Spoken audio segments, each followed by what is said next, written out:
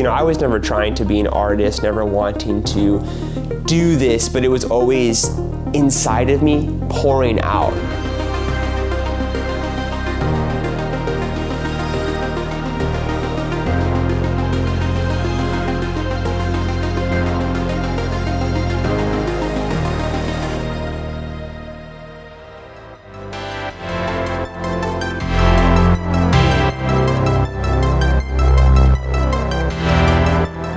I am from SoCal, and I pray that what comes from that magnifies him. So I feel like a lot of people say they can hear that in my sound, in the way that I approach life, just like someone from the South or someone from the East Coast. And so I'm thankful to be from this great place, and I think it impacts everything about my life and how I listen to music. I mean, there's nothing like the night sky and driving home through Anaheim and listening to your favorite music and being inspired from that lens. And that's why I believe God uses everyone's location to positively impact the kingdom, for those that are his children.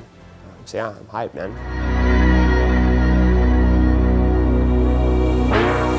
Yeah, man, I love them.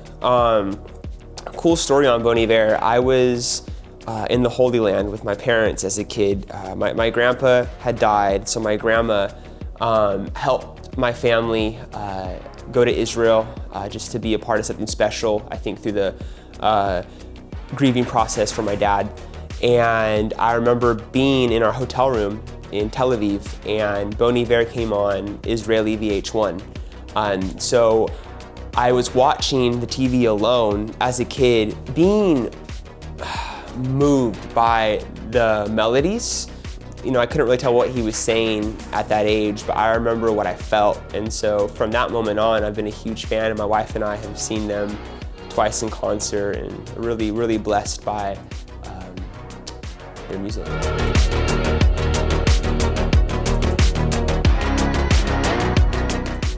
It's always been in my mind. I believe that's the Lord and the calling he has on all of us. I remember being 4 or 5, and even into the later grades of elementary school, just always singing, always humming.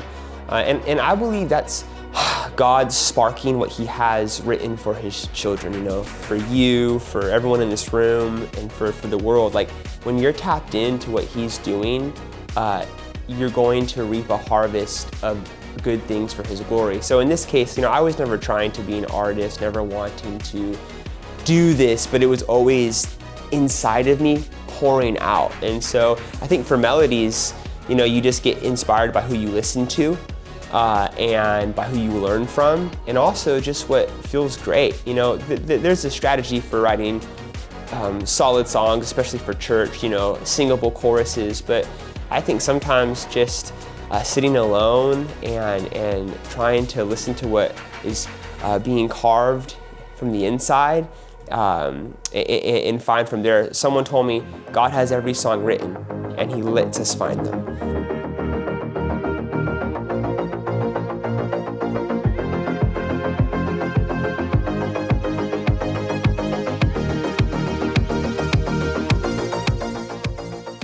I give so much credit to my brother, my best friend, Jordan Keith. We make everything together.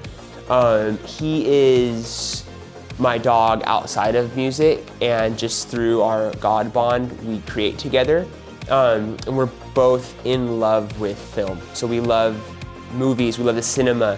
From a very young age, I've been just deep diving into the Oscars, the Academy Awards. I remember DVRing every Academy Award since I was in 2nd grade. And I think film has a lot to do with our visual. A huge part of our lives is going to the theater. So we're always at the movies, watching movies. And so I think we're so inspired by the art we see on the screen, and we try to pull that into what we're doing sonically.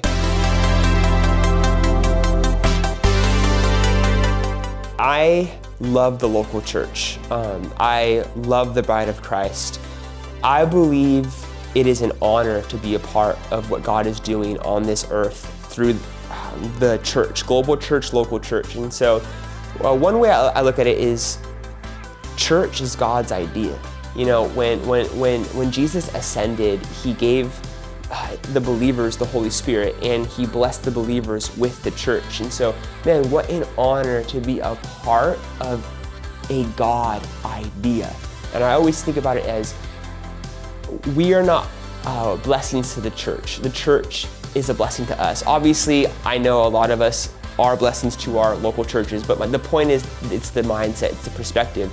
And when you're in ministry, you will realize it is a very hard lane to live in.